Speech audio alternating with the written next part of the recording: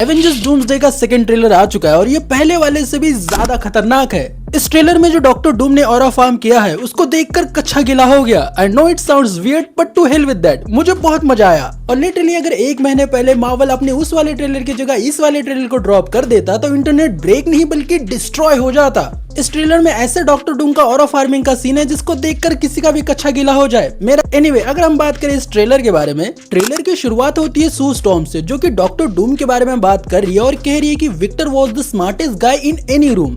और जब बैकग्राउंड में ये आवाज चल रही है तो डॉक्टर डूम अपने थ्रोन पे बैठा है एक रूलर की तरह, जिसके आगे एक मैजिकल एनर्जी फ्लो हो रही है जो मोस्ट प्रोबेबली डॉक्टर डूम ने यहाँ पे किसी को समन किया होगा, पर मार्वल वालों ने ट्रेलर में उसको काट दिया है क्योंकि भाई मार्वल वाले अपने ट्रेलर से लोगों को गायब करने में बहुत ज्यादा फेमस है। एनीवे, इसके बाद सू स्टॉर्म कहती he used to be kind, he used to be different, I know he was hurt, I did not realise he was broken.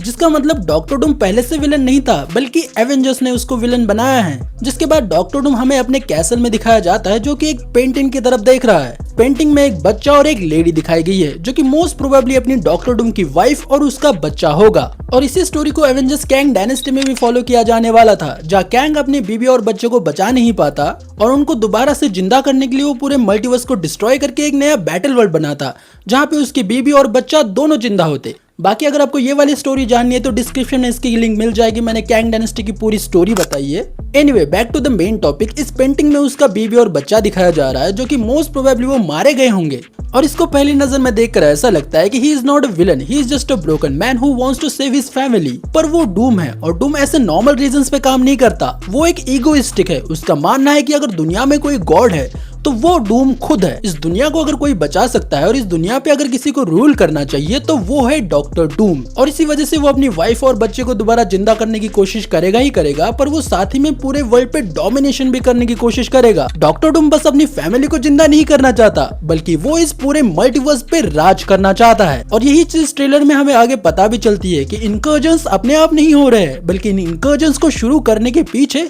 असल में डॉक्टर डूम का हाथ है। जब ट्रेलर में एक तरफ सू स्टॉर्म सभी एवेंजर्स को डॉक्टर डूम की स्टोरी बता रही है, पर वही दूसरी तरफ मिस्टर फैंटास्टिक डॉक्टर डूम से सवाल पूछ रहा है कि Victor did you do this. और इस डायलॉग के बाद हमें एक सिटी दिखाई जाती है जो कि पूरी तरीके से डिस्ट्रॉय हो चुकी है और उसके पास इसका एक रीजन भी है। वो कहता है कि all of you have lived a stolen life and now you must give them back. मतलब तुम सब लोग एक चुराई हुई जिंदगी जी रहे हो और अब समय आ चुका है कि तुमको उसको वापस करना पड़ेगा। जहां अगर एवेंजर्स टाइम ट्रेवल नहीं करते, X-Men days of future past में एक्समैन टाइम ट्रेवल नहीं करते, लोकी सबको फ्री विल नहीं देता, डॉक्टर स्ट्रेंज अगर ड्रीम वॉकिंग नहीं करते और अगर स्टीव रॉजर्स पास में नहीं रुकता तो ये सब कुछ होता ही नहीं। डूम की बीबी और उसका बच्चा अभी भी जिंदा होता जो कि एवेंजर्स और एक्समैन की वजह से मारा गया है और अब डॉक्टर डूम उसका बदला लेने के लिए आया है। जिसके बाद हमें थॉर दिखाया जाता है जो कि बहुत ज्यादा गुस्से में है और थॉर के इस गुस्से के पीछे की वजह और कुछ नहीं बल्कि उसकी बेटी लव है। जहाँ ऐसा हो सकता है कि डॉक्टर डूम ने थॉर की बेटी लव को मार दिया है और ये चीज इसलिए भी सेंस बनाती है कि एवेंजर्स कैंग डायनेस्टी में कैंग थॉर की बेटी लव को मारने वाला था, तो बहुत सारे चांसेस है कि एवेंजर्स डूम्सडे में डूम भी थॉर के साथ ऐसा ही करे जहाँ वो थॉर की बेटी को मार देगा और इसी वजह से थॉर इतने ज्यादा गुस्से में है। थैनोस ने आधे एसगार्डियंस को मार दिया था पर फिर भी थॉर इतने गुस्से में नहीं था, पर थॉर अभी गुस्से में है और उसका गुस्सा उसकी बातों से साफ दिख रहा है। थॉर पूरी पावर्स के साथ लैंड करके डॉक्टर डूम से कहता है कि I swear you will bag for the hell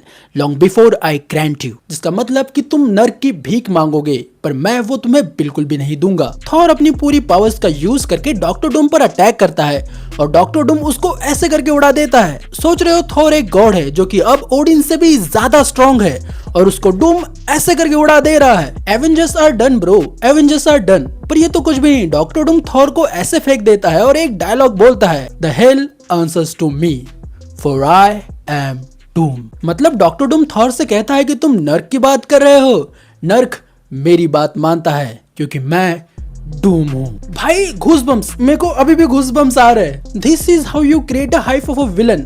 और सरप्राइज मत हो जाना अगर इस मूवी में भाई फैंस हीरो से ज्यादा विलेन को सपोर्ट करने लगे तो, क्योंकि मेरा तो फुल सपोर्ट डॉक्टर डूम को है कि मारो भैंचो मजा आए। पर ट्रेलर यहीं पे खत्म नहीं होता। डॉक्टर डूम थॉर को बच्चों की तरह हैंडल करने के बाद अपना हाथ जमीन पर मारता है, जिससे उसकी ग्रीन एनर्जी पूरे जमीन में फैलने लगती है और वहाँ पे जो डिस्ट्रॉयड पड़े हुए सेंटिनल थे वो एक साथ ग्रीन एनर्जी के साथ राइज करने लगते हैं और इसके बाद कोई भी पावरफुल एक्समैन तो जिंदा नहीं बचने वाला। मैग्नेटो और चार्ल्स एक्सेवियर तो पक्का मरेंगे। पर भाई इस ट्रेलर में जो सबसे बड़ी हाईलाइट थी वो थी डॉक्टर डूम, क्योंकि ही is just not another threat, he is Doom. But anyway, ये थे मेरे फर्स्ट थॉट इस ट्रेलर को लेकर। इसके बारे में और भी ज्यादा डिटेल में वीडियो आएंगी तो उसके लिए सब्सक्राइब कर दो, क्योंकि हम तब उसका ब्रेकडाउन करेंगे हर सीन को एनालाइज करके। मिलता हूं जल्दी एक नए वीडियो में, तब तक तुम मेरी ये वाली वीडियो देख लेना जहां पे मैंने एवेंजर्स कैंग डायनेस्टी की पूरी स्टोरी एक्सप्लेन की है कि एवेंजर्स डायनेस्टी में क्या होने वाला था, कौन से कैरेक्टर्स मरने वाले थे और इस कैंग डायनेस्टी का फ्यूचर क्या था, मार्वल्स के प्लान्स क्या थे।